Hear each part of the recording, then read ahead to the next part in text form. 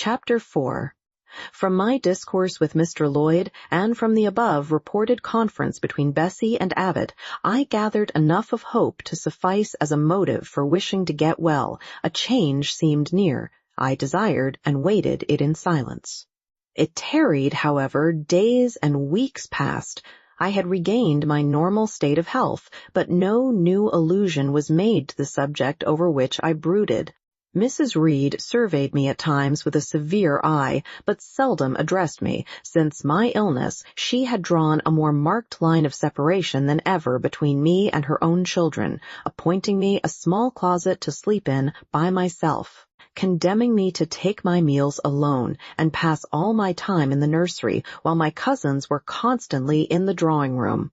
Not a hint, however, did she drop about sending me to school. Still, I felt an instinctive certainty that she would not long endure me under the same roof with her, for her glance, now more than ever, when turned on me, expressed an insuperable and rooted aversion. Eliza and Georgiana, evidently acting according to orders, spoke to me as little as possible. John thrust his tongue in his cheek whenever he saw me, and once attempted chastisement, but as I instantly turned against him, roused by the same sentiment of deep ire and desperate revolt which had stirred my corruption before, he thought it better to desist, and ran from me, uttering execrations and vowing I had burst his nose. I had indeed leveled at that prominent feature as hard a blow as my knuckles could inflict, and when I saw that either that or my look daunted him, I had the greatest inclination to follow up my advantage to purpose. But he was already with his mamma. I heard him in a blubbering tone commence the tale of how that nasty Jane Eyre had flown at him like a mad cat. He was stopped rather harshly. "Don't talk to me about her, John. I told you not to go near her. She is not worthy of notice. I do not choose that either you or your sisters should associate with her." Here, leaning over the banister, I cried out suddenly, and without at all deliberating on my words, "They are not fit to associate with me." Mrs. Reed was rather a stout woman, but on hearing this strange and audacious declaration, she ran nimbly up the stair, swept me like a whirlwind into the nursery, and crushing me down on the edge of my crib, dared me in an emphatic voice to rise from that place or utter one syllable during the remainder of the day. "What would Uncle Reed say to you if he were alive?" was my scarcely voluntary demand. I say scarcely voluntary, for it seemed as if my tongue pronounced words without my will consenting to their utterance. Something spoke out of me over which I had no control. "What?" said Mrs. Reed under her breath. Her usually cold, composed gray eye became troubled with a look like fear. She took her hand from my arm and gazed at me as if she really did not know whether I were child or fiend. I was now in for it. "My Uncle Reed is in heaven, and can see all you do and think, and so can Papa and Mamma. They know how you shut me up all day long, and how you wish me dead." Mrs. Reed soon rallied her spirits. She shook me most soundly. She boxed both my ears, and then left me without a word. Bessie supplied the hiatus by a homily of an hour's length, in which she proved beyond a doubt that I was the most wicked and abandoned child ever reared under a roof. I half believed her, for I felt indeed only bad feelings surging in my breast. November, December, and half of January passed away. Christmas and the New Year had been celebrated at Gateshead with the usual festive cheer. Presents had been interchanged, dinners and evening parties given. From every enjoyment I was, of course, excluded. My share of the gaiety consisted in witnessing the daily appareling of Eliza and Georgiana, and seeing them descend to the drawing-room, dressed out in thin muslin frocks and scarlet sashes, with hair elaborately ringleted, and afterwards, in listening to the sound of the piano or the harp played below, to the passing to and fro of the butler and footman, to the jingling of glass and china as refreshments were handed, to the broken hum of conversation as the drawing-room door opened and closed. When tired of this occupation, I would retire from the stairhead to the solitary and silent nursery. There, though somewhat sad, I was not miserable. To speak truth, I had not the least wish to go into company, for in company I was very rarely noticed, and if Bessie had but been kind and companionable, I should have deemed it a treat to spend the evenings quietly with her, instead of passing them under the formidable eye of Mrs. Reed in a room full of ladies and gentlemen. But Bessie, as soon as she had dressed her young ladies, used to take herself off to the lively regions of the kitchen and housekeeper's room, generally bearing the candle along with her. I then sat with my doll on my knee till the fire got low, glancing round occasionally to make sure that nothing worse than myself haunted the shadowy room, and when the embers sank to a dull red, I undressed hastily, tugging at knots and strings as I best might, and sought shelter from cold and darkness in my crib. To this crib I always took my doll. Human beings must love something, and in the dearth of worthier objects of affection, I contrived to find a pleasure in loving and cherishing a faded graven image, shabby as a miniature scarecrow. It puzzles me now to remember with what absurd sincerity I doted on this little toy, half fancying it alive and capable of sensation. I could not sleep unless it was folded in my nightgown, and when it lay there safe and warm, I was comparatively happy, believing it to be happy likewise. Long did the hours seem while I waited the departure of the company and listened for the sound of Bessie's step on the stairs. Sometimes she would come up in the interval to seek her thimble or her scissors, or perhaps to bring me something by way of supper, a bun or a cheesecake. Then she would sit on the bed while I ate it, and when I had finished, she would tuck the clothes round me, and twice she kissed me and said, "Good night, Miss Jane." When thus gentle, Bessie seemed to me the best, prettiest, kindest being in the world, and I wished most intensely that she would always be so pleasant and amiable, and never push me about, or scold, or task me unreasonably, as she was too often wont to do. Bessie Lee must, I think, have been a girl of good natural capacity, for she was smart in all she did, and had a remarkable knack of narrative. So, at least, I judge from the impression made on me by her nursery tales. She was pretty, too, if my recollections of her face and person are correct.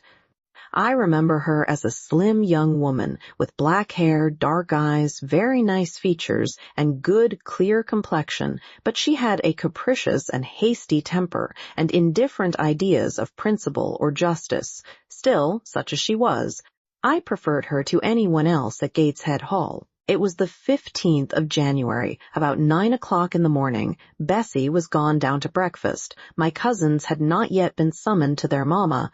Eliza was putting on her bonnet and warm garden coat to go and feed her poultry, an occupation of which she was fond, and not less so of selling the eggs to the housekeeper and hoarding up the money she thus obtained. She had a turn for traffic and a marked propensity for saving, shown not only in the vending of eggs and chickens, but also in driving hard bargains with the gardener about flower roots, seeds, and slips of plants. That functionary having orders from Mrs. Reed to buy of his young lady all the products of her parterre she wished to sell, and Eliza would have sold the hair off her head if she could have made a handsome profit thereby. As to her money, she first secreted it in odd corners, wrapped in a rag or an old curl paper, but some of these hoards having been discovered by the housemaid, Eliza, fearful of one day losing her valued treasure, consented to entrust it to her mother at a usurious rate of interest, 50 or 60%, which interest she exacted every quarter, keeping her accounts in a little book with anxious accuracy. Georgiana sat on a high stool, dressing her hair at the glass, and interweaving her curls with artificial flowers and faded feathers, of which she had found a store in a drawer in the attic. I was making my bed, having received strict orders from Bessie to get it arranged before she returned, for Bessie now frequently employed me as a sort of under-nursery maid to tidy the room, dust the chairs. Having spread the quilt and folded my nightdress, I went to the window seat to put in order some picture books and doll's house furniture scattered there. An abrupt command from Georgiana to let her playthings alone, for the tiny chairs and mirrors, the fairy plates and cups, were her property, stopped my proceedings, and then, for lack of other occupation, I fell to breathing on the frost flowers with which the window was fretted, and thus clearing a space in the glass through which I might look out on the grounds, where all was still and petrified under the influence of a hard frost. From this window were visible the porter's lodge and the carriage road, and just as I had dissolved so much of the silver-white foliage veiling the panes as left room to look out, I saw the gates thrown open and a carriage roll through. I watched it ascending the drive with indifference. Carriages often came to Gateshead, but none ever brought visitors in whom I was interested. It stopped in front of the house, the doorbell rang loudly, the newcomer was admitted. All this being nothing to me, my vacant attention soon found livelier attraction in the spectacle of a little hungry robin, which came and chirruped on the twigs of the leafless cherry tree nailed against the wall near the casement. The remains of my breakfast of bread and milk stood on the table, and having crumbled a morsel of roll, I was tugging at the sash to put out the crumbs on the window-sill when Bessie came running upstairs into the nursery. "Miss Jane, take off your pinafore. What are you doing there? Have you washed your hands and face this morning?"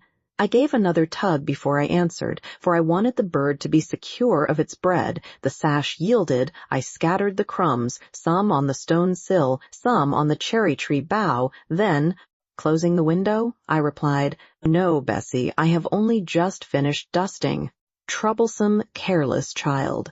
And what are you doing now? You look quite red, as if you had been about some mischief. What were you opening the window for?"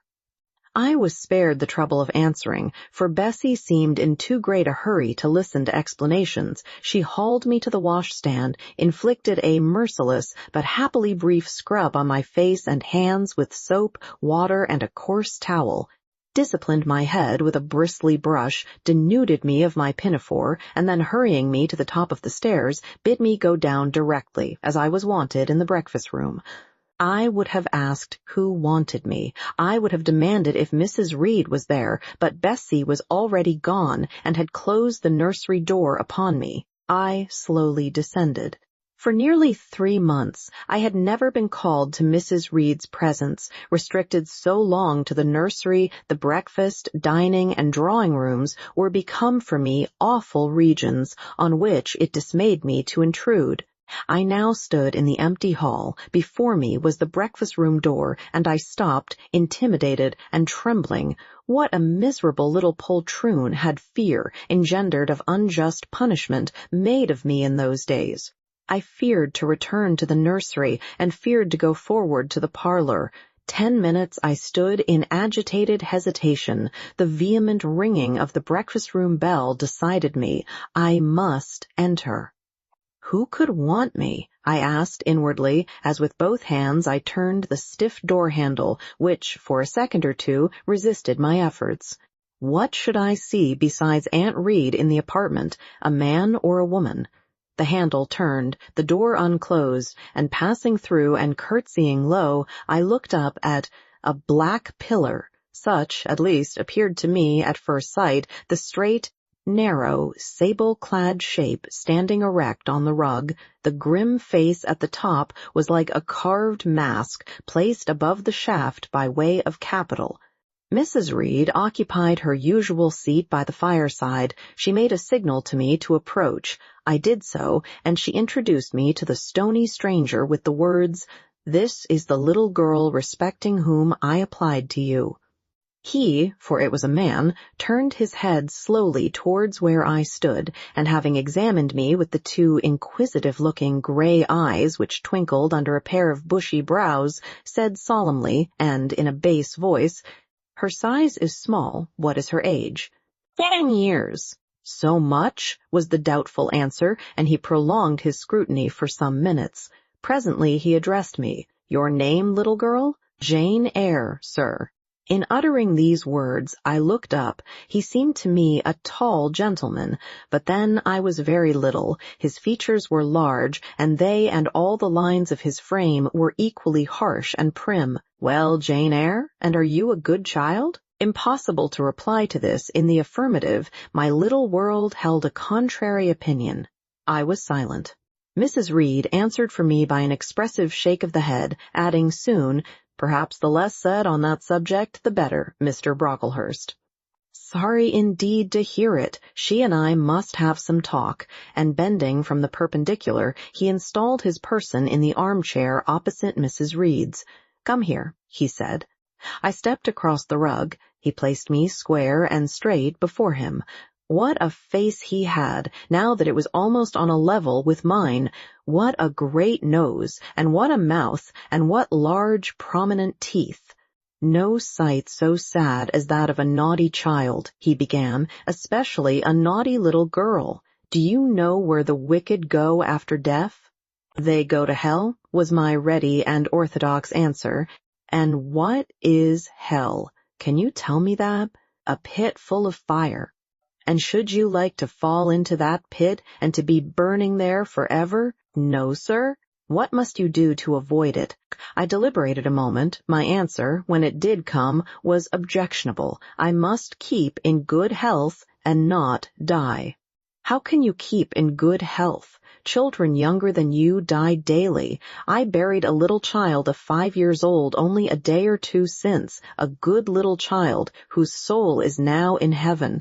It is to be feared the same could not be said of you, were you to be called hence." Not being in a condition to remove his doubt, I only cast my eyes down on the 2 large feet planted on the rug, and sighed, wishing myself far enough away. I hope that sigh is from the heart, and that you repent of ever having been the occasion of discomfort to your excellent benefactress. Benefactress, said I inwardly. They all call Mrs. Reed my benefactress. If so, a benefactress is a disagreeable thing. "Do you say your prayers night and morning?" continued my interrogator. "Yes, sir." "Do you read your Bible?" "Sometimes." "With pleasure? Are you fond of it?" "I like Revelations, and the book of Daniel, and Genesis, and Samuel, and a little bit of Exodus, and some parts of Kings and Chronicles, and Job and Jonah." "And the Psalms? I hope you like them?" "No, sir." "No? Oh, shocking! I have a little boy, younger than you, who knows 6 Psalms by heart, and when you ask him which he would rather have, a gingerbread nut to eat, or a verse of a psalm to learn, he says, 'Oh, the verse of a psalm.' 'Angels sing psalms,' says he. 'I wish to be a little angel here below.' He then gets 2 nuts in recompense for his infant piety." "Psalms are not interesting," I remarked. "That proves you have a wicked heart, and you must pray to God to change it, to give you a new and clean one, to take away your heart of stone and give you a heart of flesh." I was about to propound a question touching the manner in which that operation of changing my heart was to be performed when Mrs. Reed interposed, telling me to sit down. She then proceeded to carry on the conversation herself. "Mr. Brocklehurst, I believe I intimated in the letter which I wrote to you 3 weeks ago that this little girl has not quite the character and disposition I could wish. Should you admit her into Lowood School, I should be glad if the superintendent and teachers were requested to keep a strict eye on her and, above all, to guard against her worst fault, a tendency to deceit. I mention this in your hearing, Jane, that you may not attempt to impose on Mr. Brocklehurst." Well might I dread, well might I dislike Mrs. Reed, for it was her nature to wound me cruelly. Never was I happy in her presence. However carefully I obeyed, however strenuously I strove to please her, my efforts were still repulsed and repaid by such sentences as the above. Now, uttered before a stranger, the accusation cut me to the heart. I dimly perceived that she was already obliterating hope from the new phase of existence which she destined me to enter.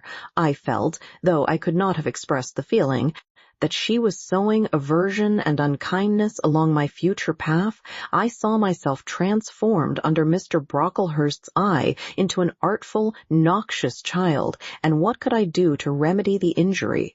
Nothing, indeed, thought I, as I struggled to repress a sob and hastily wiped away some tears, the impotent evidences of my anguish.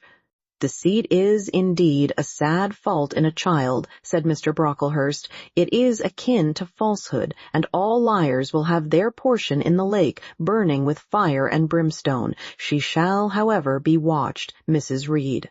I will speak to Miss Temple and the teachers." "I should wish her to be brought up in a manner suiting her prospects," continued my benefactress, "to be made useful, to be kept humble. As for the vacations, she will, with your permission, spend them always at Lowood." "Your decisions are perfectly judicious, madam," returned Mr. Brocklehurst. "Humility is a Christian grace, and one peculiarly appropriate to the pupils of Lowood. I, therefore, direct that especial care shall be bestowed on its cultivation amongst them. I have studied how best to mortify in them the worldly sentiment of pride, and, only the other day, I had a pleasing proof of my success. My second daughter, Augusta, went with her mamma to visit the school, and on her return she exclaimed, "Oh, dear papa, how quiet and plain all the girls at Lowood look, with their hair combed behind their ears, and their long pinafores, and those little holland pockets outside their frocks. They are almost like poor people's children. And," said she, "they looked at my dress and mamma's, as if they had never seen a silk gown before." "This is the state of things I quite approve," returned Mrs. Reed. "Had I sought all England over, I could scarcely have found a system more exactly fitting a child like Jane Eyre. Consistency, my dear Mr. Brocklehurst. I advocate consistency in all things. Consistency, madam, is the first of Christian duties, and it has been observed in every arrangement connected with the establishment of Lowood, plain fare, simple attire, unsophisticated accommodations, hearty and active habits. Such is the order of the day in the house and its inhabitants." "Quite right, sir. I may then depend upon this child being received as a pupil at Lowood, and there being trained in conformity to her position and prospects?" "Madam, you may. She shall be placed in that nursery of chosen plants, and I trust she will show herself grateful for the inestimable privilege of her election." "I will send her, then, as soon as possible, Mr. Brocklehurst, for, I assure you, I feel anxious to be relieved of a responsibility that was becoming too irksome." No doubt, madam, and now I wish you good morning. I shall return to Brocklehurst Hall in the course of a week or two. My good friend, the Archdeacon, will not permit me to leave him sooner. I shall send Miss Temple notice that she is to expect a new girl, so that there will be no difficulty about receiving her. Goodbye." "Goodbye, Mr. Brocklehurst. Remember me to Mrs. and Miss Brocklehurst, and to Augusta and Theodore, and Master Broughton Brocklehurst." "I will, madam. Little girl, here is a book entitled The Child's Guide. Read it with prayer, especially that part containing an account of the awfully sudden death of Martha G., a naughty child addicted to falsehood and deceit." With these words, Mr. Brocklehurst put into my hand a thin pamphlet sewn in a cover, and having rung for his carriage, he departed. Mrs. Reed and I were left alone. Some minutes passed in silence. She was sewing. I was watching her. Mrs. Reed might be at that time some 6 or 37. She was a woman of robust frame, square-shouldered and strong-limbed, not tall, and, though stout, not obese. She had a somewhat large face. The under jaw being much developed and very solid, her brow was low, her chin large and prominent, mouth and nose sufficiently regular. Under her light eyebrows glimmered an eye devoid of ruth. Her skin was dark and opaque, her hair nearly flaxen. Her constitution was sound as a bell. Illness never came near her. She was an exact, clever manager. Her household and tenantry were thoroughly under her control. Her children only at times defied her authority and laughed it to scorn. She dressed well, and had a presence and port calculated to set off handsome attire. Sitting on a low stool, a few yards from her armchair, I examined her figure. I perused her features. In my hand I held the tract containing the sudden death of the liar, to which narrative my attention had been pointed as to an appropriate warning. What had just passed, what Mrs. Reed had said concerning me to Mr. Brocklehurst, the whole tenor of their conversation, was recent, raw, and stinging in my mind. I had felt every word as acutely as I had heard it plainly, and a passion of resentment fomented now within me. Mrs. Reed looked up from her work, her eye settled on mine, her fingers at the same time suspended their nimble movements. "Go out of the room, return to the nursery," was her mandate. My look, or something else, must have struck her as offensive, for she spoke with extreme, though suppressed, irritation.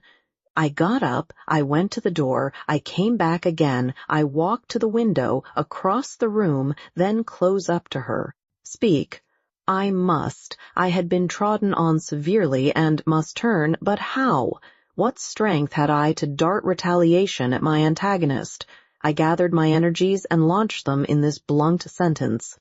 I am not deceitful. If I were, I should say I loved you, but I declare I do not love you. I dislike you the worst of anybody in the world except John Reed, and this book about the liar you may give to your girl Georgiana, for it is she who tells lies, and not I. Mrs. Reed's hands still lay on her work inactive. Her eye of ice continued to dwell freezingly on mine.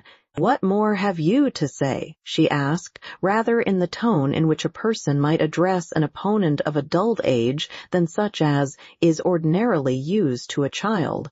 That eye of hers, that voice, stirred every antipathy I had. Shaking from head to foot, thrilled with ungovernable excitement, I continued, "I am glad you are no relation of mine. I will never call you aunt again as long as I live. I will never come to see you when I am grown up, and if anyone asks me how I liked you and how you treated me, I will say the very thought of you makes me sick, and that you treated me with miserable cruelty." How dare you affirm that, Jane Eyre? How dare I, Mrs. Reed? How dare I? Because it is the truth. You think I have no feelings, and that I can do without one bit of love or kindness, but I cannot live so, and you have no pity. I shall remember how you thrust me back, roughly and violently thrust me back into the Red Room, and locked me up there to my dying day, though I was in agony, though I cried out, while suffocating with distress, "Have mercy! Have mercy, Aunt Reed, and that punishment you made me suffer because your wicked boy struck me, knocked me down for nothing. I will tell anybody who asks me questions this exact tale. People think you a good woman, but you are bad, hard-hearted. You are deceitful. How dare I, Mrs. Reed? How dare I? Because it is the truth." Ere I had finished this reply, my soul began to expand, to exult, with the strangest sense of freedom, of triumph I ever felt. It seemed as if an invisible bond had burst, and that I had struggled out into unhoped-for liberty. Not without cause was this sentiment. Mrs. Reed looked frightened. Her work had slipped from her knee. She was lifting up her hands, rocking herself to and fro, and even twisting her face as if she would cry. "Jane, you are under a mistake. What is the matter with you? Why do you tremble so violently? Would you like to drink some water?" "No, Mrs. Reed. Is there anything else you wish for, Jane? I assure you, I desire to be your friend." "Not you. You told Mr. Brocklehurst I had a bad character, a deceitful disposition, and I'll let everybody at Lowood know what you are and what you have done. Jane, you don't understand these things. Children must be corrected for their faults." "Deceit is not my fault," I cried out in a savage, high voice. "But you are passionate, Jane, that you must allow, and now return to the nursery. There's a dear, and lie down a little." "I am not your dear. I cannot lie down. Send me to school soon, Mrs. Reed, for I hate to live here." "I will indeed send her to school soon," murmured Mrs. Reed sotto voce, and gathering up her work, she abruptly quitted the apartment. I was left there alone, winner of the field. It was the hardest battle I had fought, and the first victory I had gained. I stood a while on the rug, where Mr. Brocklehurst had stood, and I enjoyed my conqueror's solitude. First, I smiled to myself and felt elate, but this fierce pleasure subsided in me as fast as did the accelerated throb of my pulses. A child cannot quarrel with its elders, as I had done, cannot give its furious feelings uncontrolled play, as I had given mine, without experiencing afterwards the pang of remorse and the chill of reaction. A ridge of lighted heath, alive, glancing, devouring, would have been a meet emblem of my mind when I accused and menaced Mrs. Reed. The same ridge, black and blasted after the flames are dead, would have represented as meetly my subsequent condition, when half an hour's silence and reflection had shown me the madness of my conduct and the dreariness of my hated and hating position. Something of vengeance I had tasted for the first time, as aromatic wine it seemed, on swallowing, warm and racy, its after-flavor, metallic and corroding, gave me a sensation as if I had been poisoned. Willingly would I now have gone and asked Mrs. Reed's pardon, but I knew, partly from experience and partly from instinct, that was the way to make her repulse me with double scorn, thereby re-exciting every turbulent impulse of my nature. I would fain exercise some better faculty than that of fierce speaking, fain find nourishment for some less fiendish feeling than that of somber indignation. I took a book, some Arabian tales. I sat down and endeavored to read. I could make no sense of the subject. My own thoughts swam always between me and the page I had usually found fascinating. I opened the glass door in the breakfast room. The shrubbery was quite still. The black frost reigned, unbroken by sun or breeze, through the grounds.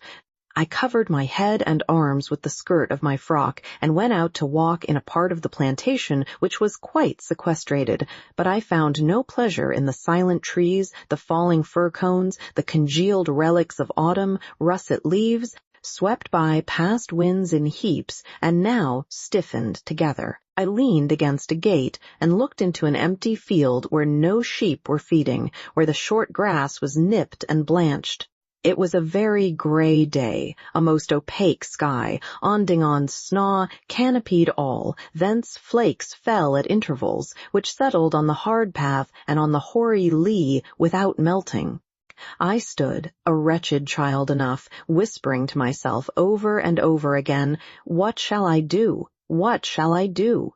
All at once I heard a clear voice call, "Miss Jane, where are you? Come to lunch." It was Bessie, I knew well enough, but I did not stir. Her light step came tripping down the path. "You naughty little thing," she said. "Why don't you come when you are called?" Bessie's presence, compared with the thoughts over which I had been brooding, seemed cheerful, even though, as usual, she was somewhat cross. The fact is, after my conflict with and victory over Mrs. Reed, I was not disposed to care much for the nursemaid's transitory anger, and I was disposed to bask in her youthful lightness of heart. I just put my 2 arms round her and said, "Come, Bessie, don't scold." The action was more frank and fearless than any I was habituated to indulge in. Somehow it pleased her. "You are a strange child, Miss Jane," she said as she looked down at me, "a little roving, solitary thing, and you are going to school, I suppose?" I nodded. "And won't you be sorry to leave poor Bessie?" What does Bessie care for me? She is always scolding me. "Because you're such a queer, frightened, shy little thing. You should be bolder." What? To get more knocks? Nonsense. But you are rather put upon, that's certain. My mother said when she came to see me last week that she would not like a little one of her own to be in your place. Now come in, and I've some good news for you. I don't think you have, Bessie. Child, what do you mean? What sorrowful eyes you fix on me. Well, but Mrs. and the young ladies and Master John are going out to tea this afternoon, and you shall have tea with me. I'll ask cook to bake you a little cake, and then you shall help me to look over your drawers, for I am soon to pack your trunk. Mrs. intends you to leave Gateshead in a day or two, and you shall choose what toys you like to take with you. Bessie, you must promise not to scold me any more till I go. Well, I will, but mind you are a very good girl, and don't be afraid of me. Don't start when I chance to speak rather sharply. It's so provoking. I don't think I shall ever be afraid of you again, Bessie, because I have got used to you, and I shall soon have another set of people to dread. If you dread them, they'll dislike you. As you do, Bessie? I don't dislike you, miss. I believe I am fonder of you than of all the others. You don't show it. You little sharp thing. You've got quite a new way of talking. What makes you so venturesome and hearty? Why, I shall soon be away from you, and besides, I was going to say something about what had passed between me and Mrs. Reed, but on second thoughts I considered it better to remain silent on that head. And so, you're glad to leave me? Not at all, Bessie. Indeed, just now I'm rather sorry. Just now? And rather, how coolly my little lady says it. I dare say now, if I were to ask you for a kiss you wouldn't give it me, you'd say you'd rather not. I'll kiss you and welcome. Bend your head down. Bessie stooped, we mutually embraced, and I followed her into the house quite comforted. That afternoon lapsed in peace and harmony, and in the evening Bessie told me some of her most enchanting stories, and sang me some of her sweetest songs. Even for me, life had its gleams of sunshine. Chapter 5. 5 o'clock had hardly struck on the morning of the 19th of January when Bessie brought a candle into my closet and found me already up and nearly dressed. I had risen half an hour before her entrance and had washed my face and put on my clothes by the light of a half-moon just setting, whose rays streamed through the narrow window near my crib. I was to leave Gateshead that day by a coach which passed the lodge gates at 6 a.m. Bessie was the only person yet risen. She had lit a fire in the nursery, where she now proceeded to make my breakfast. Few children can eat when excited with the thoughts of a journey, nor could I. Bessie, having pressed me in vain to take a few spoonfuls of the boiled milk and bread she had prepared for me, wrapped up some biscuits in a paper and put them into my bag. Then she helped me on with my pelisse and bonnet, and wrapping herself in a shawl, she and I left the nursery. As we passed Mrs. Reed's bedroom, she said, "Will you go in and bid Mrs. good-bye?" "No, Bessie. She came to my crib last night when you were gone down to supper and said I need not disturb her in the morning, or my cousins either, and she told me to remember that she had always been my best friend, and to speak of her and be grateful to her accordingly." "What did you say, miss?" "Nothing. I covered my face with the bedclothes and turned from her to the wall." "That was wrong, Miss Jane." "It was quite right, Bessie. Your missus has not been my friend. She has been my foe." "Oh, Miss Jane, don't say so." "Goodbye to Gateshead," cried I, as we passed through the hall and went out at the front door. The moon was set, and it was very dark. Bessie carried a lantern, whose light glanced on wet steps and gravel road sodden by a recent thaw. Raw and chill was the winter morning. My teeth chattered as I hastened down the drive. There was a light in the porter's lodge. When we reached it, we found the porter's wife just kindling her fire. My trunk, which had been carried down the evening before, stood corded at the door. It wanted but a few minutes of 6, and shortly after that hour had struck, the distant roll of wheels announced the coming coach. I went to the door and watched its lamps approach rapidly through the gloom. "Is she going by herself?" asked the porter's wife. "Yes." "And how far is it?" 50 miles. What a long way. I wonder Mrs. Reed is not afraid to trust her so far alone. The coach drew up. There it was at the gates with its 4 horses and its top laden with passengers. The guard and coachman loudly urged haste. My trunk was hoisted up. I was taken from Bessie's neck, to which I clung with kisses. "Be sure and take good care of her," cried she to the guard as he lifted me into the inside. "Aye, aye," was the answer. The door was slapped to. A voice exclaimed, "All right," and on we drove. Thus was I severed from Bessie and Gateshead, thus whirled away to unknown and, as I then deemed, remote and mysterious regions. I remember but little of the journey. I only know that the day seemed to me of a preternatural length, and that we appeared to travel over hundreds of miles of road. We passed through several towns, and in one, a very large one, the coach stopped, the horses were taken out, and the passengers alighted to dine. I was carried into an inn, where the guard wanted me to have some dinner, but, as I had no appetite, he left me in an immense room with a fireplace at each end, a chandelier pendant from the ceiling, and a little red gallery high up against the wall, filled with musical instruments.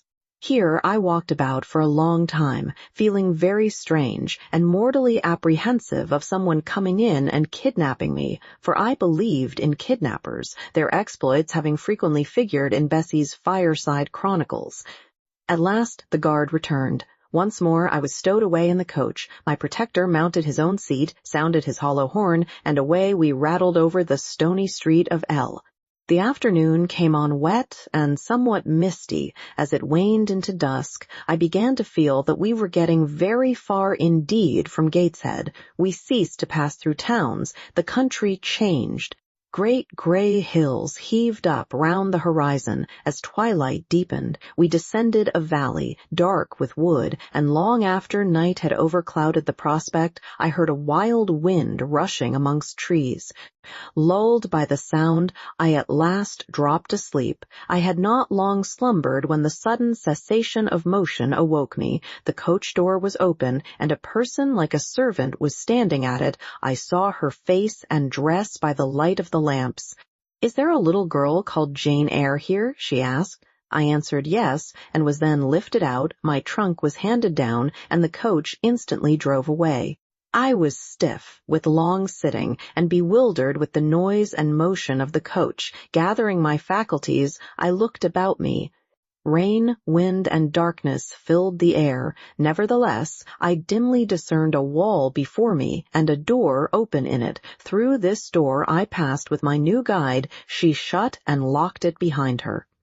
There was now visible a house or houses for the building, spread far with many windows, and lights burning in some. We went up a broad, pebbly path, splashing wet, and were admitted at a door.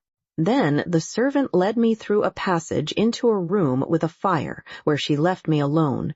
I stood and warmed my numbed fingers over the blaze. Then I looked round. There was no candle, but the uncertain light from the hearth showed, by intervals, papered walls, carpet, curtains, shining mahogany furniture. It was a parlor, not so spacious or splendid as the drawing-room at Gateshead, but comfortable enough.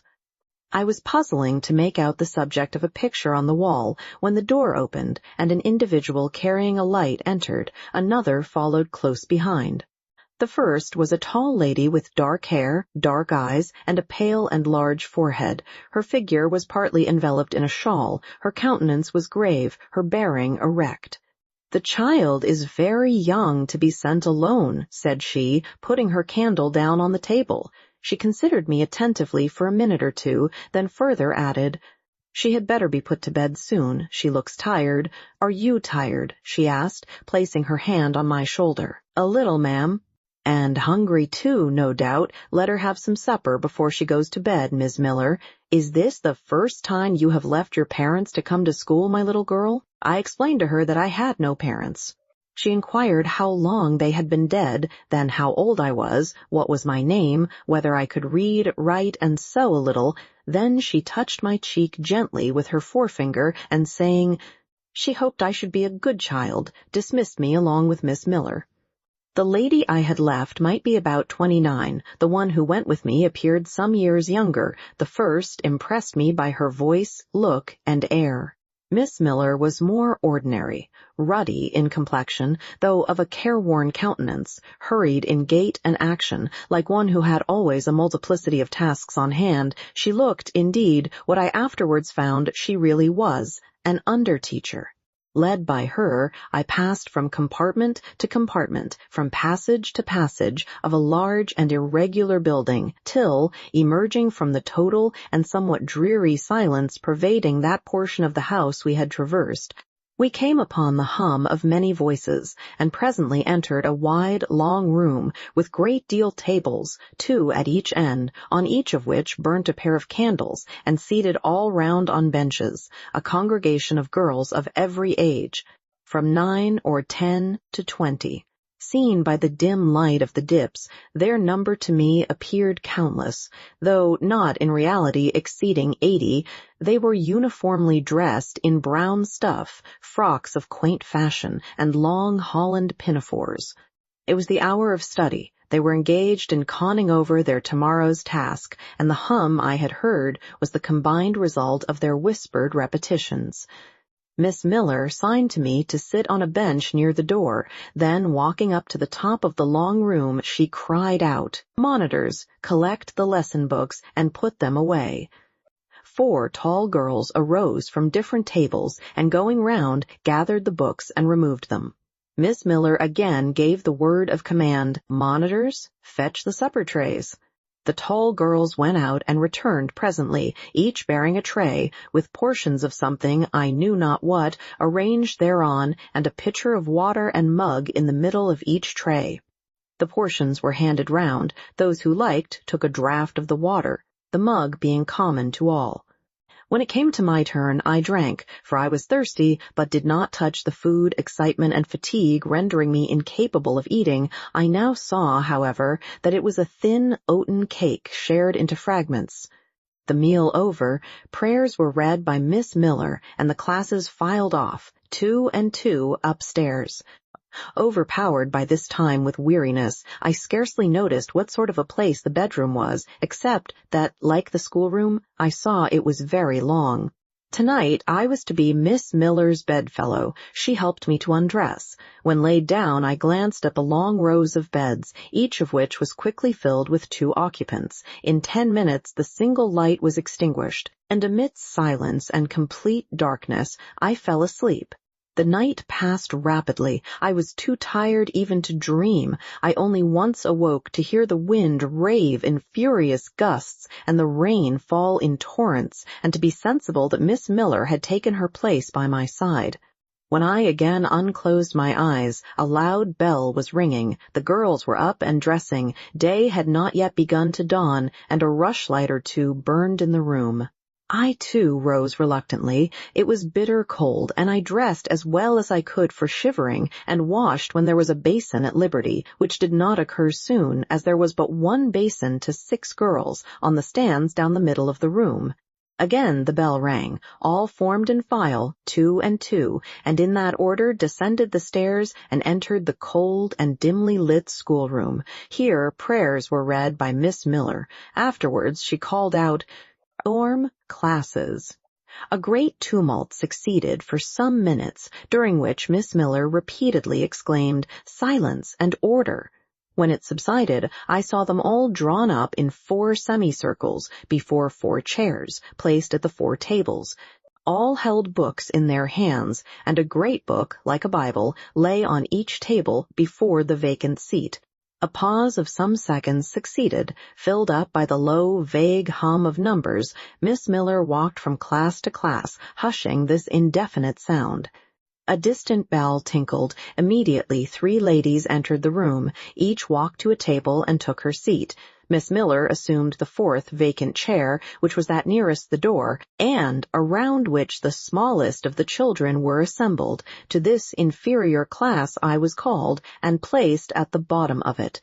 Business now began. The day's collect was repeated. Then certain texts of Scripture were said, and to these succeeded a protracted reading of chapters in the Bible, which lasted an hour. By the time that exercise was terminated, day had fully dawned. The indefatigable bell now sounded for the 4th time. The classes were marshaled and marched into another room to breakfast. How glad I was to behold a prospect of getting something to eat. I was now nearly sick from inanition, having taken so little the day before.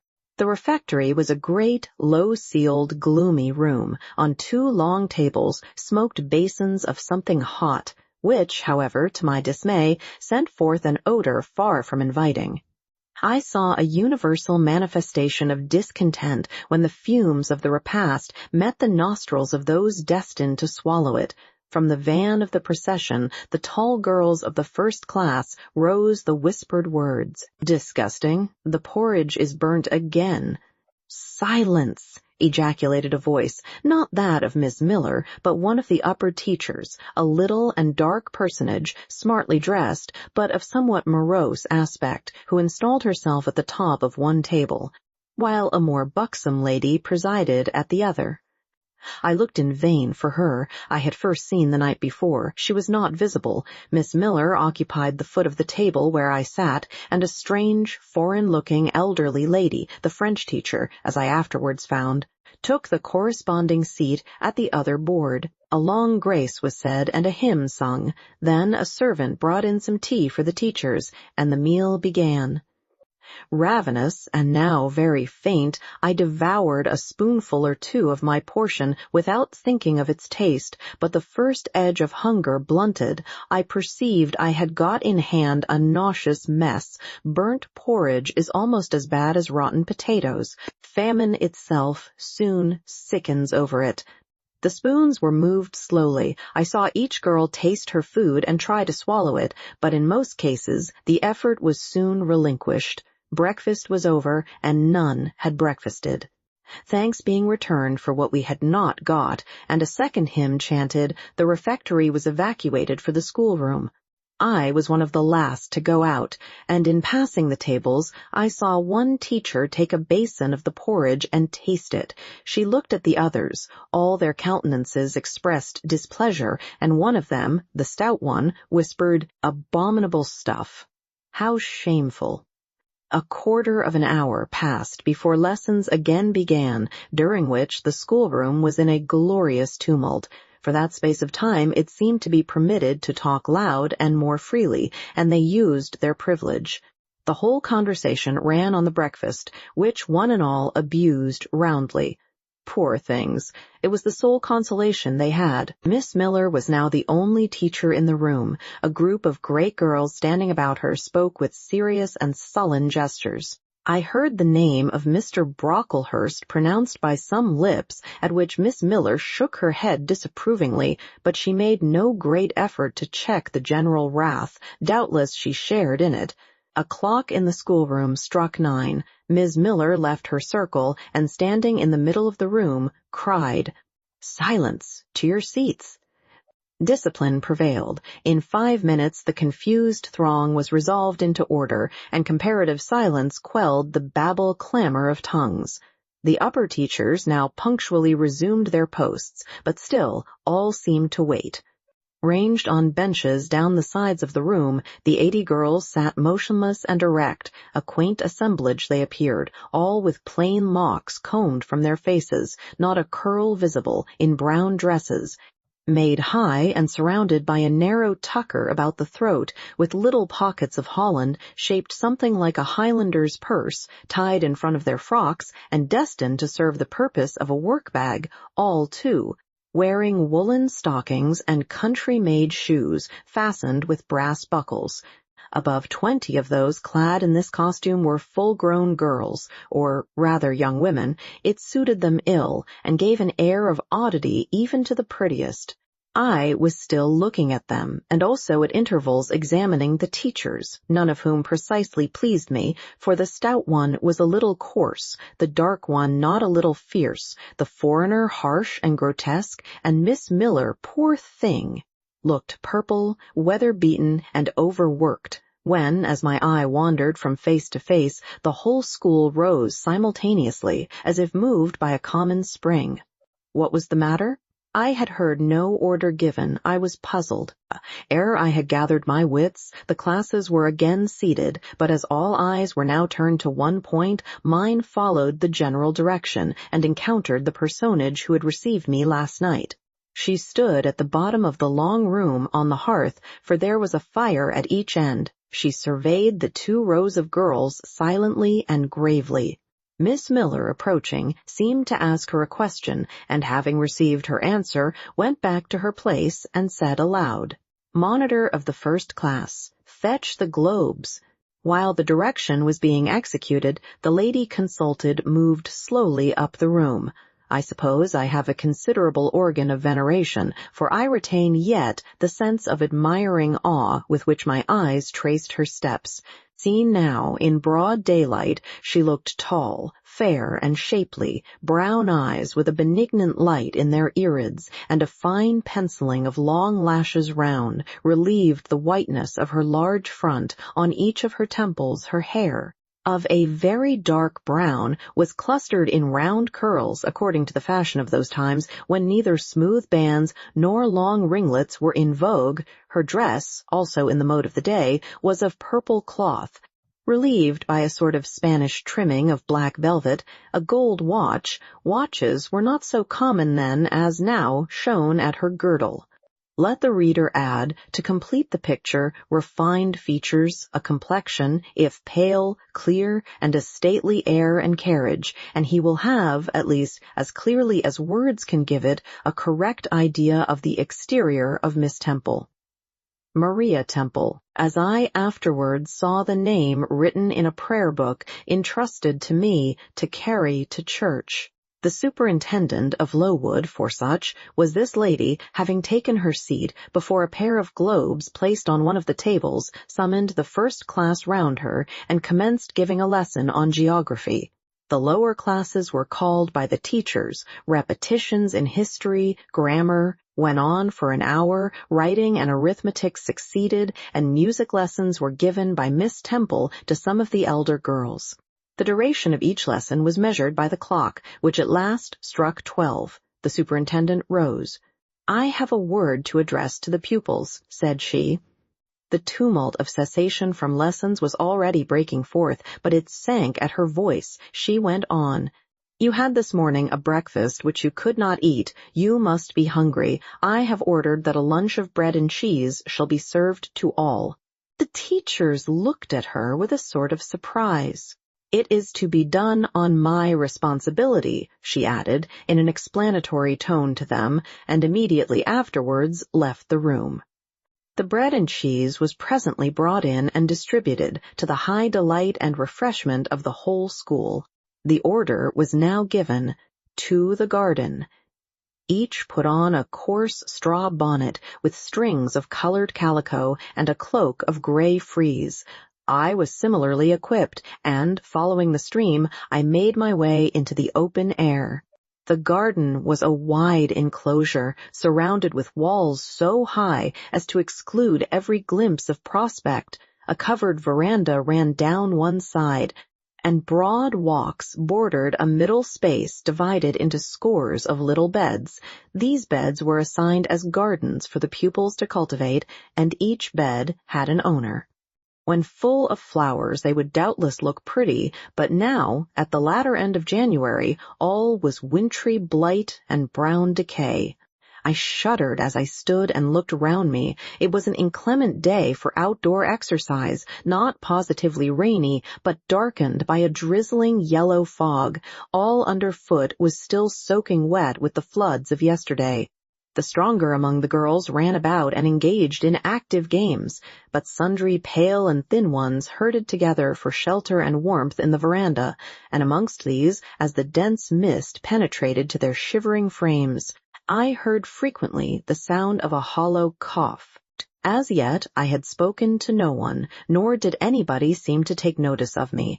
I stood lonely enough, but to that feeling of isolation I was accustomed, it did not oppress me much. I leant against a pillar of the veranda, drew my gray mantle close about me, and, trying to forget the cold which nipped me without, and the unsatisfied hunger which gnawed me within, delivered myself up to the employment of watching and thinking. My reflections were too undefined and fragmentary to merit record. I hardly yet knew where I was. Gateshead and my past life seemed floated away to an immeasurable distance. The present was vague and strange, and of the future I could form no conjecture. I looked round the convent-like garden and then up at the house, a large building, half of which seemed gray and old, the other half quite new. The new part, containing the schoolroom and dormitory, was lit by mullioned and latticed windows, which gave it a church-like aspect. A stone tablet over the door bore this inscription: Lowood Institution. This portion was rebuilt A.D. by Naomi Brocklehurst of Brocklehurst Hall in this county. Let your light so shine before men that they may see your good works and glorify your Father which is in heaven. St. Matt, v. 16. I read these words over and over again. I felt that an explanation belonged to them and was unable fully to penetrate their import. I was still pondering the signification of institution and endeavoring to make out a connection between the first words and the verse of Scripture when the sound of a cough close behind me made me turn my head. I saw a girl sitting on a stone bench near. She was bent over a book, on the perusal of which she seemed intent. From where I stood I could see the title. It was Rasselas, a name that struck me as strange and consequently attractive. In turning a leaf, she happened to look up, and I said to her directly, "Is your book interesting?" I had already formed the intention of asking her to lend it to me some day. "I like it," she answered after a pause of a second or two, during which she examined me. "What is it about?" I continued. I hardly know where I found the hardihood thus to open a conversation with a stranger. The step was contrary to my nature and habits, but I think her occupation touched a chord of sympathy somewhere, for I, too, liked reading. Though of a frivolous and childish kind, I could not digest or comprehend the serious or substantial. "You may look at it," replied the girl, offering me the book. I did so. A brief examination convinced me that the contents were less taking than the title. Rasselas looked dull to my trifling taste. I saw nothing about fairies, nothing about genii. No bright variety seemed spread over the closely printed pages.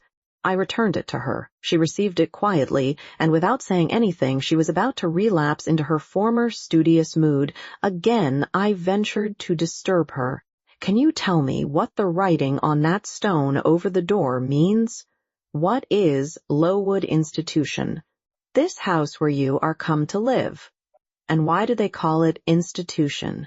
Is it in any way different from other schools? It is partly a charity school. You and I, and all the rest of us, are charity children. I suppose you are an orphan. Are not either your father or your mother dead? Both died before I can remember. Well, all the girls here have lost either one or both parents, and this is called an institution for educating orphans. Do we pay no money? Do they keep us for nothing? We pay, or our friends pay, £15 a year for each. Then why do they call us charity children? Because £15 is not enough for board and teaching, and the deficiency is supplied by subscription. Who subscribes? Different benevolent-minded ladies and gentlemen in this neighborhood and in London. Who was Naomi Brocklehurst? The lady who built the new part of this house as that tablet records, and whose son overlooks and directs everything here. Why? Because he is treasurer and manager of the establishment. Then this house does not belong to that tall lady who wears a watch and who said we were to have some bread and cheese? To Miss Temple? Oh, no! I wish it did. She has to answer to Mr. Brocklehurst for all she does. Mr. Brocklehurst buys all our food and all our clothes. Does he live here? No, 2 miles off, at a large hall. Is he a good man? He is a clergyman, and is said to do a great deal of good. Did you say that tall lady was called Ms. Temple? Yes. And what are the other teachers called? The one with red cheeks is called Miss Smith. She attends to the work, and cuts out, for we make our own clothes, our frocks and pelisses and everything. The little one with black hair is Miss Scatcherd. She teaches history and grammar. And here's the second-class repetitions, and the one who wears a shawl and has a pocket handkerchief tied to her side with a yellow riband is Madame Pierrot. She comes from Lille, in France, and teaches French. Do you like the teachers? Well enough. Do you like the little black one, and the madam? I cannot pronounce her name as you do. Miss Scatcherd is hasty. You must take care not to offend her. Madame Pierrot is not a bad sort of person. But Miss Temple is the best, isn't she? Miss Temple is very good and very clever. She is above the rest, because she knows far more than they do. Have you been long here? 2 years. Are you an orphan? My mother is dead. Are you happy here? You ask rather too many questions. I have given you answers enough for the present. Now I want to read. But at that moment the summons sounded for dinner. All re-entered the house.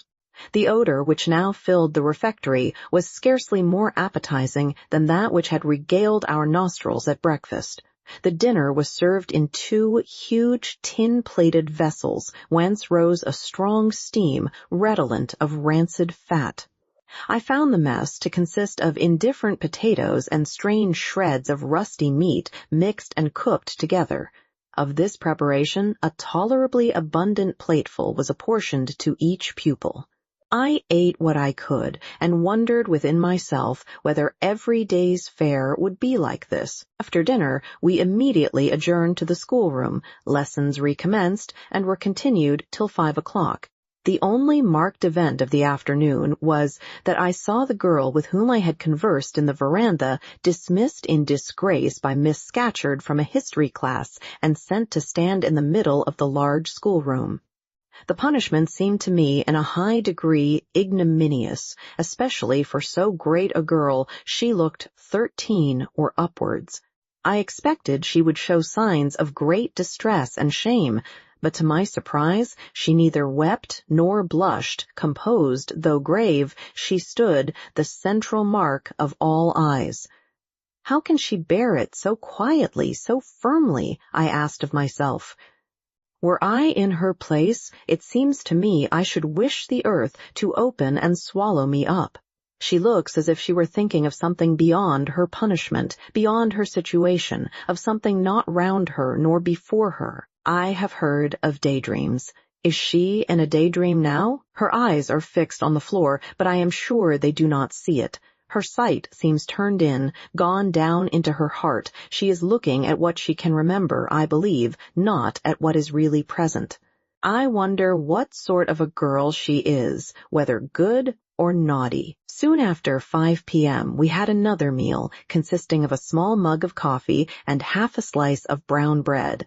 I devoured my bread and drank my coffee with relish, but I should have been glad of as much more. I was still hungry. Half an hour's recreation succeeded, then study, then the glass of water and the piece of oat cake, prayers, and bed. Such was my first day at Lowood.